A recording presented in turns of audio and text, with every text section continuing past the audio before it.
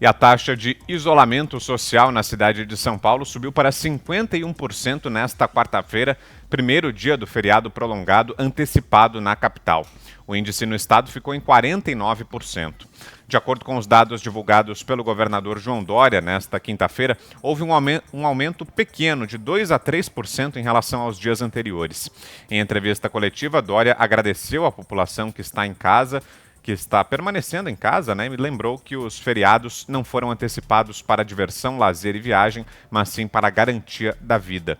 Questionado sobre a possibilidade de lockdown, Dória disse que o dia era de notícias positivas e que os próximos passos seriam avaliados após a conclusão do mega feriado. O prefeito da capital paulista, Bruno Covas, conversou mais cedo com a equipe da Jovem Pan.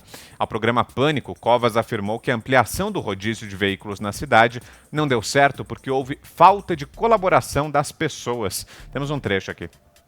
Não deu certo, faltou colaboração das pessoas. As pessoas continuaram a sair dentro de casa, as pessoas continuam a circular. A gente tinha um limite da atuação da multa de trânsito, mas as pessoas continuaram a sair de casa. Volto a dizer, retiramos 1.200.000 carros de circulação, mas o índice cresceu apenas 1,5% aqui na cidade. Augusto, em relação a essa fala do Bruno Covas, mais do que não ter pedido desculpas pela decisão equivocada do rodízio, agora coloca a culpa na população. Cantei essa bola, né? Ontem eu estava dizendo isso, quer dizer, se não funciona, a culpa é da população.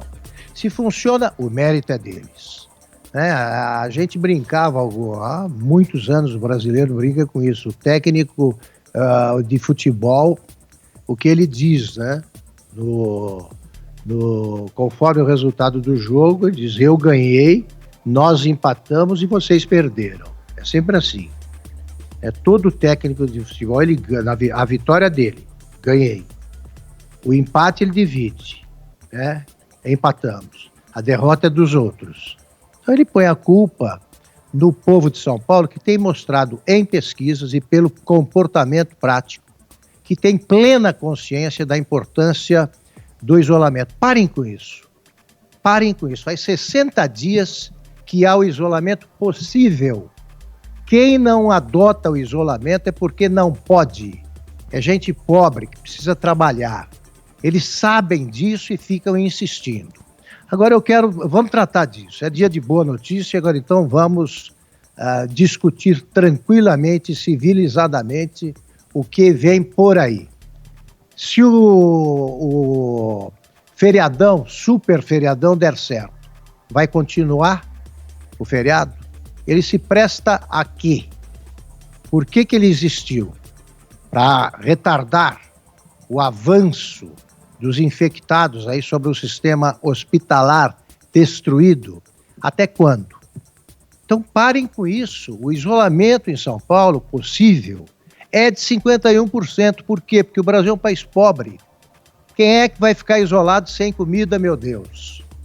É duro repetir essas obviedades porque nos cansa e a gente tem de repeti-las todo dia. Vai pedir o quê? Você faz uma pesquisa, todas as faixas da população, por todos os critérios em que são divididas e que é dividida a população, todas as faixas admitem a importância, são a favor do isolamento, acham uma medida necessária, ninguém é contra o isolamento. Os que são mais radicais admitem a necessidade do isolamento vertical, que pega o grupo de risco. Agora, meu Deus, eles querem o quê? 70%? Porque recebem cesta básica? Isso não é suficiente. Parem com isso porque o povo está consciente. E se não estivesse consciente, a culpa seria das autoridades, porque faltaria a elas o poder de convencimento que todo líder deve ter. Não sabem transmitir o recado. Agora, com essa cara sorumbática, o Bruno Covas diz, não funcionou por causa disso, porque o povo não é consciente e tal. Por quê? Serviria a quê? Essa bobagem que ele fez no trânsito. Não se combate uma pandemia com medida de trânsito em país nenhum, em lugar nenhum. Para com isso. Vai cuidar de leitos de UTI que faltavam, que agora estão sendo providenciados. Esse é o segredo. Não precisa mais nada, o povo não está usando máscara. Quem é que não usa? O povo usa luva, máscara, faz o distanciamento estabelecido aí pela ciência, que eles tanto citam. Agora, querem mais o quê? Né? Que a gente fique para sempre nesse estado. Agora a gente está cobrando. Né? Sejam eficientes e façam o quanto antes a abertura necessária para a recuperação de empregos e para o fim das demissões que estão em curso e que vão atingir mais áreas se o quadro continuar o mesmo. E algo que ilustra essa desorganização aí da decisão em relação aos feriados é que o prefeito de Santos, Paulo Alexandre Barbosa, que é do PSDB, concedeu agora há pouco uma entrevista e disse que foi informado pela imprensa sobre a antecipação dos feriados na capital, na cidade de São Paulo. E Santos deveria ter sido informada porque é uma cidade que recebe muitos turistas, né? Com a decretação do feriado aqui em São Paulo, muita gente poderia procurar a Baixada Santista e o prefeito de Santos, que é do partido do prefeito de São Paulo, o PSDB, também não estava nem sabendo. Zé Maria. E também começa aquela conversa, Vitor, de não, tá crescendo. A gente entrevistou o prefeito de Presidente Venceslau, ele disse como é que estava o quadro na região, e imediatamente começa a sair reportagens sobre o Presidente Prudente, que fica no Pontal do Paranapanema, dizendo que não, a situação lá não é tão tranquila. Quer dizer, é a imprensa, parte da imprensa, fazendo esse trabalho de disseminação do terrorismo. É claro, você tem o quê? Em Minas, você tem 117 mortes. E se a gente fala, não, é preciso levar em conta que esse índice permite que se pense mais na economia, e vem aquela conversa fiada, de não, esses não respeitam a vida, e os parentes e amigos, eu sei disso, eu sei o que é a morte, tá? Eu sei que nós todos estamos expostos a uma perda desse tipo, que é muito difícil, muito doloroso, um acontecimento desse. Mas, meu Deus, você tem que tratar também como estatística o número de mortos, porque sem fazer isso você não pode calcular a saída da crise. Zé Maria.